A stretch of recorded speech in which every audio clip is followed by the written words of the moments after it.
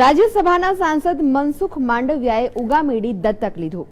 ઉગામેડી ગામ તો સમૃદ્ધ ગામ છે, એવું કહી શકાય કે તૈયાર ભાણે જશ લઈ મળી જાય તેવું ગામ, વિકસિત હોય તેવું રેડીમેડ ગામ કે જ્યાં ફોટા પડાવવાના અને પોસ્ટર લગાવીને રિપોર્ટ તૈયાર કરી લેવાનો, બસ વિકાસનું કામ થઈ ગયું। ખરેખર કોઈ ગામનો વિકાસ કરવાનું મન મનસુખ માંડવિયાને થતું હોય તો તેમણે દૂર નજર દોડાવવાની જરૂર નહોતી। આ જ ગામથી 1 કિલોમીટર દૂર આવેલું છે નિંગાળા ગામ। આ ગામ એવું છે જ્યાં મનસુખ માંડવિયાએ ગ્રાન્ટ વાપરી હોત તો નાગરિકોની જિંદગીમાં સુધારો દેખાયો હોત। કેવી બદતર હાલતમાં છે આ ગામ, આવો જોઈએ।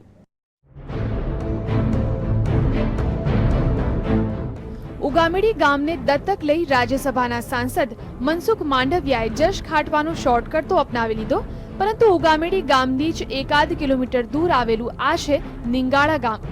અંદાજે 10,000ની વસ્તી ધરાવતું નિંગાળા ગામ એક એવું ગામ છે જે આખું ગામ જાણે કે બિસ્માર હાલતમાં છે।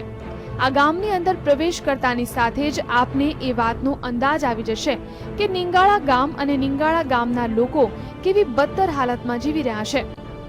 આ ગામ છે કે જાણે કચરા પેટી। આ શબ્દો આ ગામમાં પ્રવેશતાની સાથે જ મુખમાંથી નીકળી જાય। ત્યારે શું કહે છે આ ગામના લોકો, આવો સાંભળીએ। સમસ્યા 100% બધી, કોઈ પણ સમસ્યા નથી એવું ગામ નથી। આ ટોટલી સમસ્યા છે ગામમાં। આ જો ગંદકી તમે જોઈ શકો છો તમારી નજર સામે। આ પ્રાથમિક શાળા છે, અહીંયા 300-350 બાળકો ભણે છે। આમાં કુલ સંખ્યા એટલી છે અને પર ડે તમે જો એટલી વાહન અને લોકો એટલા નીકળે છે, એટલી બધી અહીંયા સમસ્યા છે। તમે અહીંથી આગળ જરાક જાઓ, આ તો બહુ સારું છે, હજી અહીંથી આગળ જાઓ એટલે બદતર આવશે। હાવ મનસુખભાઈ માનની સાંસદ સદસ્યશ્રીને અમારી નમ્ર વિનંતી છે કે નિંગાળામાં આવો, નિંગાળાનું સરકારી દવાખાનું જુઓ, સ્કૂલની બાજુમાં ગંદકી જુઓ, ગામમાં સ્ટ્રીટ લાઇટ નથી, એક પણ રસ્તો સારો નથી, એક પણ ગટર સારી નથી। તો અહીંયા આવીને જોવો ને પછી એમ લાગે કે નાના ગામ દત્તક લેવા જેવું છે તો લેજો। આમ તો ગામની જવાબદારી સરપંચ માથે હોય છે અને સામાન્ય રીતે સરપંચ તેના ગામનું ખરાબ બોલે નહીં, પરંતુ નિંગાળા ગામની સ્થિતિ એવી છે કે સરપંચે પણ આ ગામની નબળી બાજુ વિશે જ વાત કરી હતી। અમારા ગામમાં તો પેલી ગામની ગટરની સમસ્યા, પછી આરસીસી રોડની સમસ્યા, પછી ડેમની સુવિધામાં એ બી ઘણી નદી ઉપર ઘણી બી સુવિધા નથી થઈ। એ બધી સુવિધા અમારે બાકી જ છે અમારા ગામમાં। નિંગાળા ગામની હાલત એવી છે કે ગામમાં સ્કૂલ છે તે પણ માત્ર 8 ધોરણ સુધીની, અને આ સ્કૂલ કેવી છે તે આપ આ દ્રશ્યો પરથી જોઈ શકો છો। આ સ્કૂલની હાલત જોઈને આપ બોલી ઉઠશો કે આ સ્કૂલ છે કે કચરા પેટી। નિંગાળા ગામમાં નામ પૂરતું આરોગ્ય કેન્દ્ર છે, તે પણ જાણે ઉકરડા વચ્ચે આવેલું છે। નિંગાળા ગામના લોકો પીવાના પાણીની સમસ્યાથી પીડાઈ રહ્યા છે, તો ગામમાં એક પણ જગ્યાએ પાકા રસ્તા નથી, સ્ટ્રીટ લાઇટ નથી। સ્વાભાવિક રીતે નિંગાળા ગામમાં પીવાના પાણીની સમસ્યા હોય તો પછી ખેતી માટેની સિંચાઈની સુવિધાનું તો પૂછવું જ ન રહે। આમ સમસ્યાઓનું પર્યાય બની ગયેલું નિંગાળા ગામ આપણા સાંસદ સાહેબ મનસુખ માંડવિયાને નજરે ન પડ્યું, કારણ કે જો આ ગામને દત્તક લે તો કામ કરવું પડે, જ્યારે ઉગામેડી ગામ તો તૈયાર ભાણું છે, તેમાં કશું કરવાનું જ નથી, ખાટવાનો છે માત્ર જશ। બરાબર ને મનસુખભાઈ? કેમેરામેન વિજય સાથે હિતેન્દ્ર બારોટ, જીએસટીવી, નિંગાળા। આપે ઉગામેડી ગામ પણ જોયું અને નિંગાળા ગામ પણ જોયું, ત્યારે આ ગામ વચ્ચે માત્ર 1 કિલોમીટરનું અંતર છે।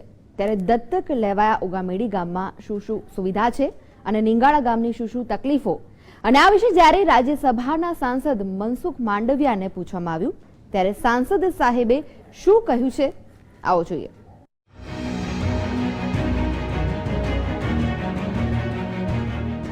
બોટાદ જિલ્લાના ગઢડા તાલુકાનું ઉગામેડી ગામ।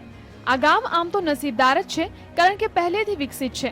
એમાં પણ સાંસદ મનસુખ માંડવિયાની મીઠી નજર આ ગામ પર પડી છે અને આ ગામને દત્તક લીધું છે। ત્યારે ઉગામેડી ગામમાં પીવાના પાણીની સારી સુવિધા છે, અહીં એક સારો ડેમ પણ છે, જ્યારે નિંગાળા ગામમાં પીવાના પાણીની સુવિધા અપૂરતી છે।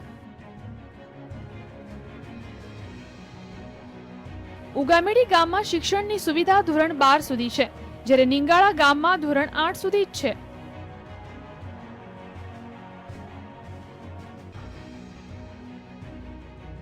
ઉગામેડી ગામમાં આરોગ્ય કેન્દ્રની ખૂબ જ સારી વ્યવસ્થા છે, જ્યારે નિંગાળા ગામમાં આરોગ્ય કેન્દ્ર છે કે ઉકરડા કેન્દ્ર તેમ કહીએ તો વધારે નહીં લાગે। ઉગામેડી ગામમાં સારા રસ્તાઓ છે, સ્ટ્રીટ લાઇટ છે, જ્યારે નિંગાળા ગામમાં સારા રસ્તાઓ અને સ્ટ્રીટ લાઇટ શું કહેવાય તેની લોકોને ખબર જ નથી. આવા તો અનેક વિરોધાભાસ ઉગામેડી અને નિંગાળા ગામ વચ્ચે કરી શકાય. ત્યારે ઉગામેડી ગામને દત્તક લેવાને બદલે નિંગાળા ગામ કે પછી નિંગાળા જેવા આ વિસ્તારમાં અનેક ગામો છે જેને સાંસદ સાહેબ મનસુખભાઈ માંડવિયા દત્તક લઈ શકતા હતા, પરંતુ તેને આવું ન કર્યું. ત્યારે શું કહે છે આપણા સાંસદ સાહેબ, આવો સાંભળીએ. પ્રધાનમંત્રી આદર્શ ગામ યોજના અંતર્ગત બોટાદ જિલ્લાના ગઢડા તાલુકાનું ઉગામેડી ગામને મેં પસંદ કર્યું છે, સ્વીકાર્યું છે. આ ગામમાં 10,000થી વધારેની વસ્તી છે. આ ગામમાં ગરીબો, કિસાનો, મજૂરો અને ગામમાં ઉદ્યોગપતિ લોકો પણ રહે છે.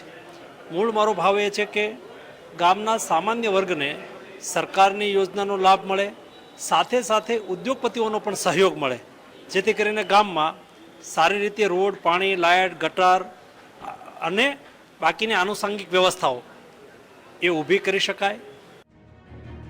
એવું નથી કે મનસુખભાઈ માંડવિયા બોટાદ જિલ્લાનું જ કોઈ ગામ પસંદ કરી શકતા હતા. તે તો રાજ્યસભાના સાંસદ છે.